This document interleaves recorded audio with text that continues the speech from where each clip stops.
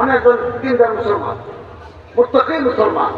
আমার ধর্ম, আমার ইখলাস, আমার জিকির, আমার কোরআন তেলাওয়াত আমি যতদিন আমি সরকারের চেয়ারে আছি ততদিন আমি এই দেশের হিন্দু, বৌদ্ধ, খ্রিস্টান, পাহাড়ি সবার মন্ত্রী। তাদের জন্য বরাদ্দ আছে, মুখে বললে হয়। কোটি কোটি টাকা বরাদ্দ মন্দিরের জন্য, প্যাগোডার জন্য, খ্রিস্টানের জন্য, সেমিট্রি, তাদের কবরস্থান, চার্চের জন্য। আমি এগুলোর চেয়ারম্যান, এগুলো আমাকে দিতে হয়, বরাদ্দ দিতে হয়। আমি না দিয়ে ট্যাক্স দিতে হবে। বড় দিবার আনছি, তুমি পারবে না, তুমি তোমার জায়গায় চলে যাও। মুখে বললে হয় না। এই কাঠামো যদি বদলাতে হয় আপনাদের প্রত্যেকের মেহনত করতে হবে। একজন দুইজন উপদেষ্টা দিয়ে এই কাঠামো পরিবর্তন সম্ভব নয়। 300 আসন আছে বাংলাদেশে, পার্লামেন্টার আসন থেকে আইন তৈরি হয়, এটাকে বলে আইনসভা, লেজিসলেশন।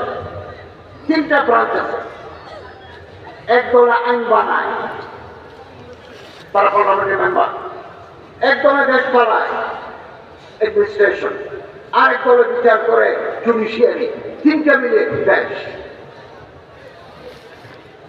300 আসনে যদি 200 আসনে আলেম, যাদের কলিজার ভিতরে আল্লাহর মহব্বত আছে, রসুলের সুন্নত আছে, পীর মুর্শিদের তরিকা মানি চলে, এরকম 200 জন যদি পার্লামেন্টে পাঠায় আইন বদলাতে পারেন, কালকে শরীয়ত পালন করা। এখন বাংলাদেশের 54 বছরের ইতিহাসে 50 জন আলেম বা মুক্তি মানুষ পার্লামেন্টে যায় নাই।